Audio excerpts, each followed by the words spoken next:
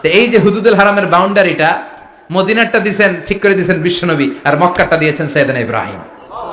বাপ বেটা মিল আছে না নাই? এরপরে বাপ বেটার মধ্যে 7 নম্বরে মিল হলো, বাপ বেটার একজন হলো সব নবীদের নেতা, আরেকজন হলো সব নবীদের পিতা। একজন সব নবীদের নেতা বিশ্বনবী, ঠিক কিনা? আরেকজন সব নবীদের পিতা সাইয়েদনা। এই জন্য আমরা যখন শেষ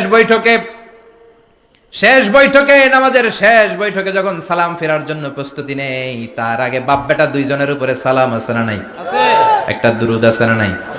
দুরুদের নাম দুরুদে আল্লাহুম্মা সাল্লি আলা মুহাম্মদ ওয়া আলা আলি মুহাম্মদ কামা সাল্লাইতা আলা ইব্রাহিম ওয়া আলা আলি ইব্রাহিম ইন্নাকা হামিদুম মাজিদ। আল্লাহ সাইয়েদনা ইব্রাহিম ও তার বংশের উপর যেমনি রহমত প্রেরণ করেছেন, বিশ্বনবী ও তার বংশের উপর রহমত নাজিল করেন।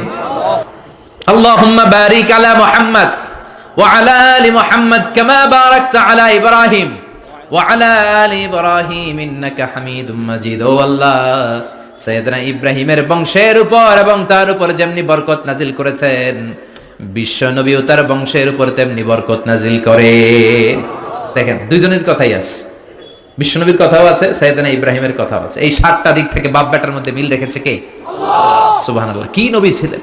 খলিল বললেন আল্লাহ। এই সাইয়েদনা ইব্রাহিম আলাইহিস সালাম ওনার জীবনে যখন যেভাবে যে মুহূর্তে যেই কথাগুলো বলেছিলেন, সবগুলো কথা কোরআনে তুলে ধরেছে কে? আল্লাহ। কথা কোন? পৃথিবীর কোন নবীর কথোপকথন, ডায়ালগ, কনভারসেশন এভাবে আল্লাহ তুলে ধরে নাই সাইয়েদনা ইব্রাহিম ছাড়া। সুবহানাল্লাহ পড়েন। যার সাথে যা বলেছেন, উনি ওনার নিজের সাথে কথা বলতেন, এই কথা কোরআনে আছে না নাই? উনি আল্লাহর সাথে কি কথা বলছে, কি ডায়ালগ মারছে, আছে না নাই? নিজের ছেলের সাথে কি ডায়ালগ মারছে, আছে না নাই? নমরুদের সাথে কি ডায়ালগ মারছে, আছে না নাই? ওনার গোত্রের লোকদের সাথে কি ডায়ালগ মেরেছে, ওনার বাবার সাথে কি কনভারসেশন হয়েছে, সবগুলো কথা কোরআনে কোট করে দিয়েছে কে? আল্লাহ। সুবহানাল্লাহ পড়বেন না? সাইয়েদনা ইব্রাহিম নিজের সাথে নিজে কথা বলতেন। নিজের সাথে নিজের বোঝাপড়া অনেক দরকার। আপনারা নিজের সাথে নিজে কথা বলেন না? বলবেন। নিজের সাথে নিজে কথা বললে অনেক কিছু বেরিয়ে আসে। আপনি আপনার মনকে জিজ্ঞেস করবেন, মন আপনারে ঠকাবে না। আপনার বিবেকটা আল্লাহর দেয়া অনেক বড় আদালত, এই আদালত কখনো আপনারে ঠকাবে না। চিল্লায় এখন ঠিক কিনা? নিজে নিজে বোঝাপড়া করবেন, চিন্তা গবেষণা করবেন, আল্লাহর দেয়া রেশনাল, আল্লাহর দেয়া কমন সেন্সকে কাজে লাগাবেন।